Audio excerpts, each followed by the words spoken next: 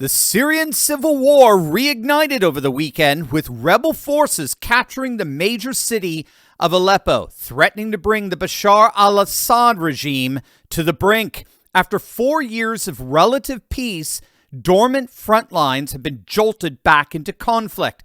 But why? What precisely is happening in Syria, and how does it relate to the wider conflicts in the Middle East and abroad? I'm Dr. Steve Turley, your Patriot Professor, and we're going to learn exactly what's happening, who are the major players, and what they expect to gain from reigniting this conflict. So make sure to like, comment, and subscribe, and let's dive right in. Over the weekend, rebel groups seized control of the Syrian city of Aleppo, one of the largest cities in the country. The three-day blitzkrieg offensive was launched by a new Islamist militant group called HTS, which was formed by groups with ties to both ISIS and Al-Qaeda. HTS is made up of about 30,000 fighters from different Islamic military groups and factions who have banded together in their attempt to take over Syria and dethrone President Bashar al-Assad. It appears to have been a surprise attack and, in effect, broke the stalemate that for the last 4 years had effectively stopped the fighting in a decade-long civil war that's claimed the lives of hundreds of thousands of Syrians. Now, we can think of HTS as the tip of the spear, as it were, of the organized rebel faction known as SSG. That stands for the Syrian Salvation Government. They are the principal opposition force against President Bashar al-Assad, and they control the region of northwestern Syria, centered around the city of Idlib. Now, as you can see on the map, Idlib borders on Turkey. That's key, because Turkey, under their president Erdogan, is a major supporter of the opposition forces, particularly of HTS and the SSG. They've been trained by Turkish intelligence. They've been sheltered by Turkey. Turkey wants to increase its influence and its power in the region, and it sees a broken up Syria, a balkanized Syria, as key to that power grab. We have to remember that Syria, the independent Republic of Syria, is actually a relatively young nation. It was founded in 1946, just a couple of years before Israel was established, having been a territory of France after World War I. So Syria is a rather fragile nation state. It's very young.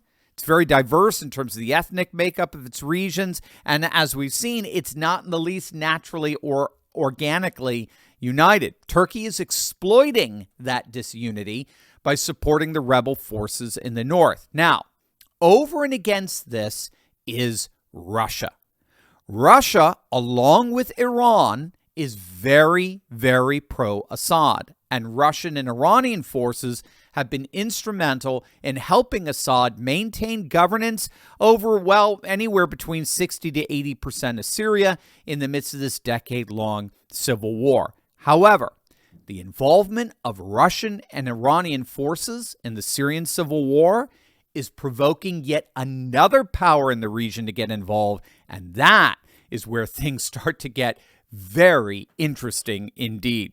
If the last 4 years have taught us anything, we always have to be ready for threats to our freedoms. And what makes it even worse is that those who threaten our freedoms are the very ones who've sworn to defend those freedoms. They think they can violate your right to protect your own family. They think they can force their delusions on your children, your grandchildren.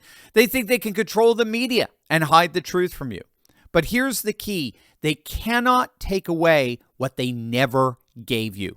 Self-reliance means peace of mind. That backstock of filtered water, yours. That fully charged solar generator, ready. The emergency food on your shelf, safe. Especially if that food is from My Patriot Supply. Having served millions of American families, My Patriot Supply is well equipped to help yours. Go to preparewithturley.com right now and stock up on their best-selling 3-month emergency foods kit. It delivers over 2,000 calories every day. It's sealed inside ultra-durable 4-layer packaging. It lasts up to 25 years. Oh, and did I mention it's delicious? Go to preparewithturley.com and get your kit before it's too late. It ships fast and free. Preparewithturley.com. The presence of Iran in Syria has provoked yet another major actor in the region to enter this conflict, and that, of course, is the nation of Israel. Iran's military presence in Syria has helped to bolster Hezbollah in Lebanon, the Shiite allies of Iran, with advanced weapons deliveries. So Iran, as far as Israel is concerned, has been exploiting its role in maintaining stability in Syria by using their increased proximity to Lebanon as an opportunity to beef up Hezbollah's military. And so Israeli forces are concerned over the formation of what they're calling a Shiite crescent formed from Iranian-occupied areas in Iraq to those in Syria, down all the way to Lebanon. And that appears to be the key to this latest offensive and why the 4-year-long stalemate was suddenly disrupted.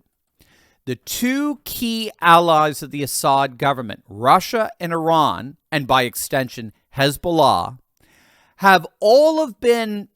they've all been, shall we say, radically distracted from the situation in Syria. Hezbollah in Lebanon has been pummeled by Israel of late. Hassan Nasrallah, the leader of Hezbollah for more than 3 decades, was, of course, recently assassinated by Israeli forces. And that happened against the backdrop of the exploding pagers, which took everyone by surprise, as well as a number of very successful missile strikes, surgical missile strikes.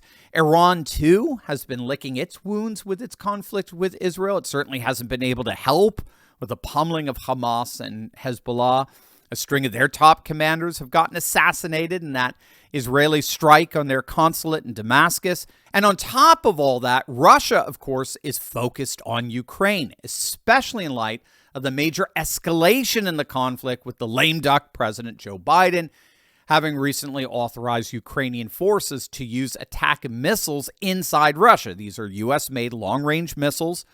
They can travel upwards of nearly 200 miles. Ukraine has had them for some time now, but Washington officials have not permitted Ukrainian forces to use them. But that ban on their use has now been officially lifted, which means we are now seeing U.S.-made long-range missiles launched into the very heart of Russia. And you've got to wonder, looking back now from this weekend, you got to wonder if that green light was all part of this, because let's not forget the other major player in this situation in Syria, which is, of course, the United States. Back in 2011, the Obama-led State Department made regime change in Syria the official policy of the United States as part of the series of color revolutions that were sweeping the region at the time. And so all of a sudden now, the whole conflict comes into focus.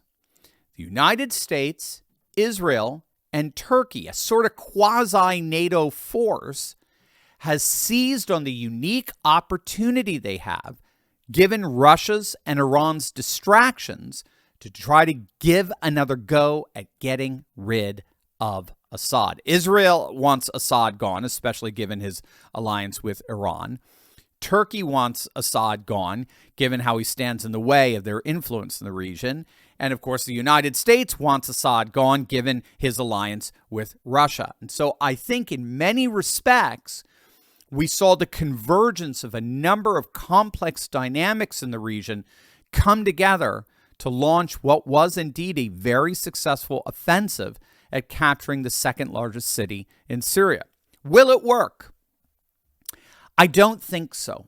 Most analysts don't think so. Russian and Iranian forces appear to be already stabilizing the region with a number of very severe airstrikes against HTS forces and targets. I think Putin has made it absolutely clear Assad is staying in power. There's no way around that. Assad is staying in power. How Putin and Turkey's Erdogan are going to work this out is anyone's guess. Erdogan, being a member of NATO, but also in a very hostile relationship with Europe, Erdogan seems to be just a master of playing the West and the East against each other. He definitely seems to be playing the role of the double agent, as it were, consistently trying to milk his advantage with both sides. And of course, Israel is exploiting its sacred relationship with the United States in trying to topple anti-Israeli governments in the region, particularly those aligned with Iran, which, given the alliance with Russia, Syria's alliance with Russia, the United States is more than willing to help with in order to try to desperately find at least some leverage for Ukraine. So all of this is to say that this very fragile nation of Syria has found itself at the center of a very complex and a very real geopolitical struggle. The civil war in Syria is itself part of a much larger international conflict that shows no signs of ending anytime soon.